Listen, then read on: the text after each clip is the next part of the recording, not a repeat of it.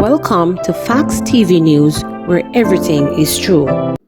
U.S. resident abducted, robbed, stabbed, and left for dead in Clarendon.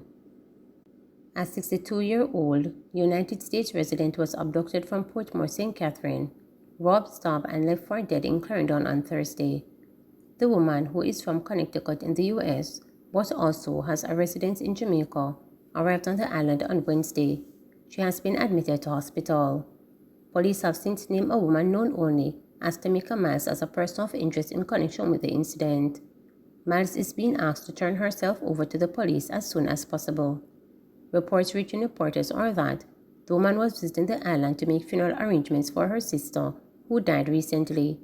She was reportedly staying with a relative in Portmore. Police said at around 10:30 a.m. on Thursday, she met with a lady known to her as Tamika Miles at the Portmore Mall. The lady reportedly came to pick her up in a white motor car with two men. After entering the vehicle and driving a short distance, the men attacked the woman, the police said. She was reportedly robbed of her handbag containing her personal belongings, stabbed several times, taken to Ginger Ridge, Clarendon, and thrown from the motor vehicle into a precipice. Residents of the community went to the woman's assistance after they heard her crying for help and observed her crawling out of the precipice, bloodied and with her clothes torn. The residents summoned the police, who arrived and saw the badly injured woman with what appeared to be stab wounds to her chest. Lawmen subsequently assisted her to hospital, where she was admitted in serious but stable condition. Police Federation to inform Finance Ministry of acceptance of wage offer. Chairman of the Jamaica Police Federation, Corporal Will James, has told rank-and-file members of the Jamaica Constabulary Force that he will be writing to the Minister of Finance to indicate their acceptance of the latest wage offer, despite questions about the vote. There has been no public disclosure from the executive of the Police Federation on the vote to accept the offer under the government's compensation review exercise. However, a letter from Chairman Ron James, dated Friday, March 17, outlined the outcome of the meeting and indicated to the members that based on the result of the polls conducted, the Central Committee will formally write to the Minister of Finance and the Public Service to inform them of the members' decision. The letter noted that 60% voted to accept housing in basic salary and 86% voted to accept the offer as presented. James noted that the online meeting to inform members of the offer had several glitches due to power outages and loss of internet connection and ended minutes after the presentation concluded. He said members engaged in online voting following the presentation. However, the veracity of the meeting is in doubt as 1,300 persons voted, where the delegates' complement is 600. Reporters were unable to ascertain if the voting was thrown to the entire membership.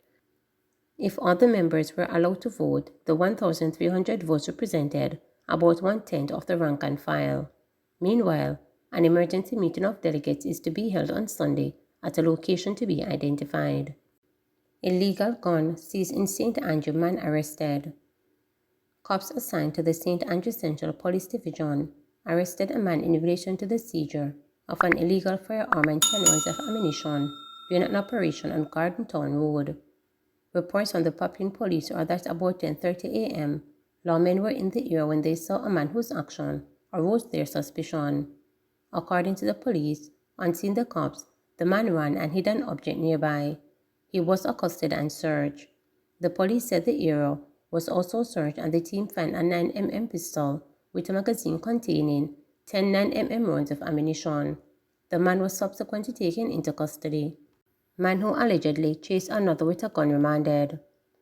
A man who allegedly pointed a gun at another man, he claimed, called him a goat thief, was remanded when he appeared in the St. Catherine Parish Court on Friday.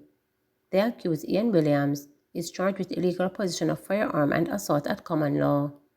When Williams appeared before Senior Parish Court Judge Desiree Ellen, he was ordered remanded to appear in the gun court on April 14. It is alleged that on March 5th, the complainant was at home in Central Village when he was approached by the accused and another man. Williams, who reportedly armed with a gun, said, "Me hear say ya call me goat thief," then pointed the gun at the complainant.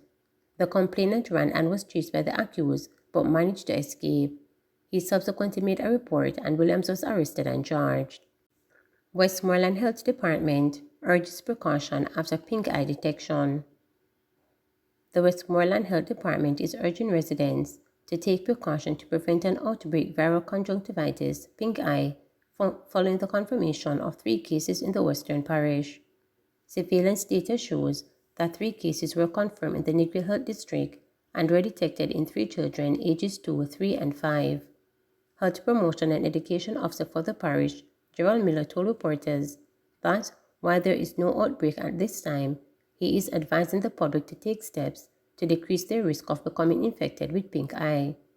These measures include washing hands regularly, limiting handshakes, and wearing eye protection when exposed to wind, dust, heat, or sun to avoid irritation. Persons are also being urged to avoid touching their eyes unnecessarily and sharing eye makeup, eye medicine, and contact lenses, containers, and solutions. While we don't have an outbreak, the potential is great if we don't arrest it because it is highly contagious. If one child comes to school, they can spread it to other children in the environment, so that's why we are alerting our stakeholders, Miller said. He said the health department has notified its stakeholders and has been conducting sensitization activities to boost awareness. Since pink eye is contagious, we are using this medium now to engage and to alert our stakeholders, primarily the early childhood institutions, the Ministry of Education and Youth, and our schools, Miller said. We have sent information to the development officers who work with the Early Childhood Commission, ECC, and we also inform the education officers for Westmoreland to disseminate information in their WhatsApp groups. Miller is urging parents to visit a healthcare provider if their children are experiencing symptoms of the virus.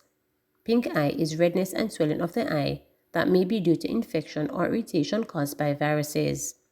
Signs of the virus include redness and watery eyes, itchy and or burning eyes, grainy feeling in the eyes, and hypersensitivity to light.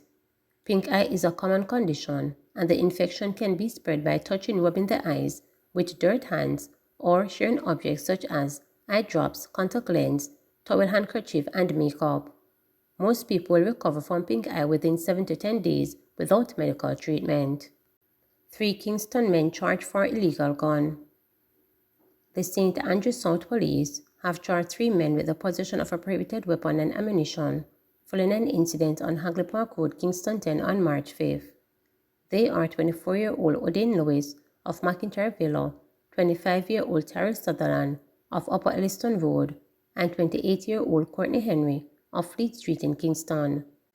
It's reported that about 4:30 p.m., lawmen were on an operation when they saw a Toyota Camry motor car with the 3 accused aboard. The driver was signaled to stop, however, he allegedly disobeyed the police team and sped off. As the police pursued them, one of the men was reportedly seen throwing an object from the vehicle at the intersection of Hagley Park and Walton Park roads. The police say the object was retrieved, and closer examination revealed it was a Glock 26 pistol with a magazine containing 9 rounds of ammunition. The vehicle was later intercepted along Norman Lane in Kingston 13. The occupants Lewis, Sutherland, and Henry were taken into custody and charged. Hilton wants clarity on government's import policy following ganja importation saga. The opposition People's National Party (PNP) says Prime Minister Andrew Holness' rebuke of Industry Minister Aubrey Hill over the importation of ganja from Canada highlights the need for clarification of the government's policy on imports. The Cannabis Licensing Authority (CLA), an agency of Hill's ministry, approved a company to import 140 kilograms of cannabis for research purposes, a move met with widespread skepticism by industry players. On Thursday, Holness made public his views on the matter, saying, "I agree with everyone who is upset about the importation of ganja from Canada.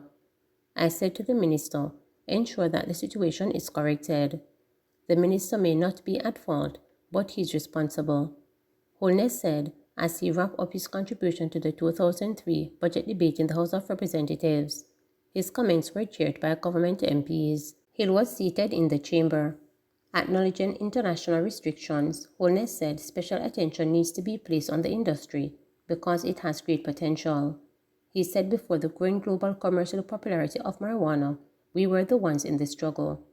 Minister Hill is going to pay special attention and put special efforts into getting that industry back up to the point where we don't have to even consider importation from any other country. Whatever strains and special strains that are here, they can be grown right here, Holness insisted. Opposition spokesman on industry Anthony Hilton said in light of Holness' comments, Hill has more explaining to do. Hilton said he believed two things may be at play. Either the minister has not paid attention to what's happening at the CLA or the minister is in error. One of the two, either way, is a bad situation because he had the opportunity to come to Parliament and say exactly what the Prime Minister said. The spokesman argued that Holness' rebuke of Hill's continue clearly after Prime Minister Andrew Holness has seen the pose and how mad the industry is. Critics, including Hilton, have argued that the CLA's decision came against the background of local players encountering roadblocks in accessing the market of the North American country.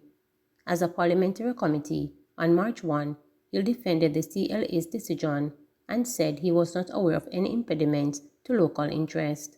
Hill is expected to answer questions tabled in the House by Hilton at the next sit-in. The Ganja Growers and Producers Association, Jamaica, said it was stunned by the CLA's decision. In a March 3rd statement, the Christopher Ferguson-chaired CLA said the import authorization was done in keeping with the designated regulations. Please remember to subscribe, like, share, and click the notification bell